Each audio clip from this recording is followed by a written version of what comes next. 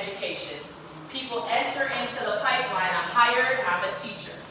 I was blessed to be at Medina, a phenomenal school, a few days ago. Thank you, Reverend Benjamin, for inviting us. And I was able to see some of the teacher interns. So people that they were training to become teachers.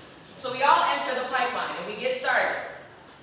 And then we kind of go through the pipe a little bit, and hopefully we do these leadership standards or educator standards to kind of become a better educator.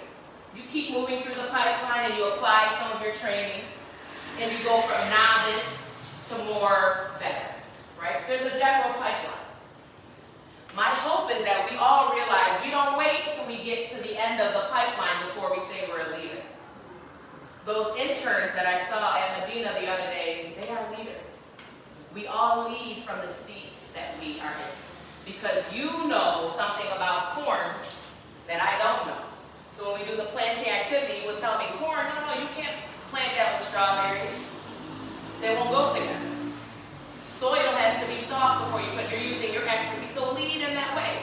You don't stand there in a school for leadership and you see somebody doing something that you know how to do, and then you complain about it not being done well. Oh, look at them, planting corn with strawberries. That is not what you do.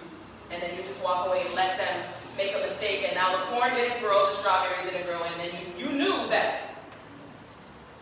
Are you a leader?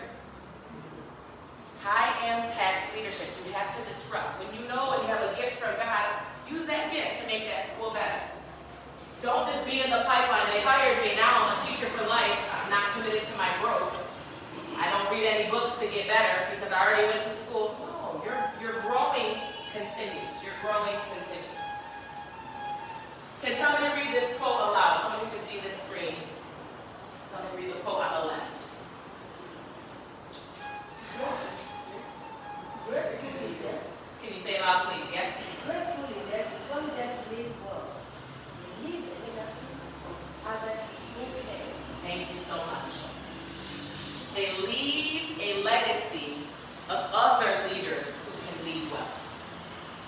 When I was an assistant principal, I prided myself on identifying the educators who understood that they were leaders. Even if you're a first-year teacher, you're a leader. I see promise in you. I know where you can be in a few years. Let's work closely together so you're ready. Don't wait till you get the role before you try to show up. We start now.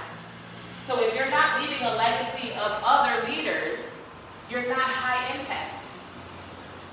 Can people say, because of your leadership, now I plan my lessons better? Because of your leadership, I'm more responsive to my students. Because of your leadership, I differentiate how I teach, because I saw you as a headmaster, I saw you as a principal. You always differentiated learning for our staff. You took your time to figure out what we needed to learn, and you changed it and gave us different options. So because of that, now I do that with my students.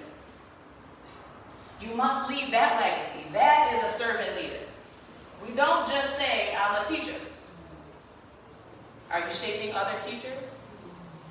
Is your intern in your classroom going to be a better teacher because of your teaching? Or are they learning what not to do? How many of you know you can learn how to do something by learning what not to do? I see a bad example. Does anybody know that? Have you ever witnessed something and you said, I will never do that? I learned that lesson. I saw how you did that. Never. Never. But you don't want to leave that legacy. You made them better because they don't want to be anything like you.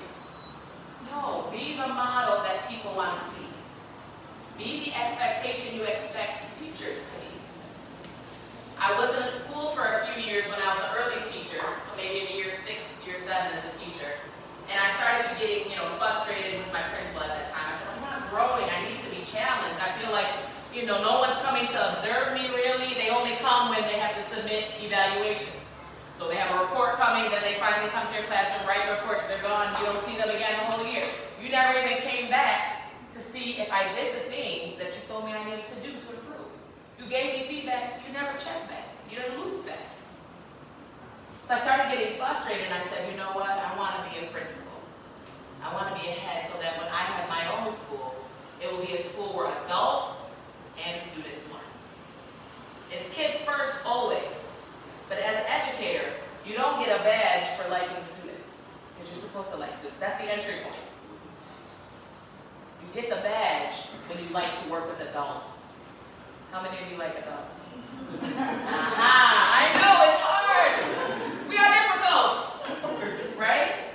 It's very hard to work with adults because some don't want to change. And in your mind, you're like, I'm not going to mess with you. I'd rather work with the students who will listen to me. I'm done. But you can't leave a legacy where others want to lead if you don't like adults. You can't be a high impact leader if you don't like the adults. If you only care about the kids, you will not get there. I say as a high impact leader, you have to feed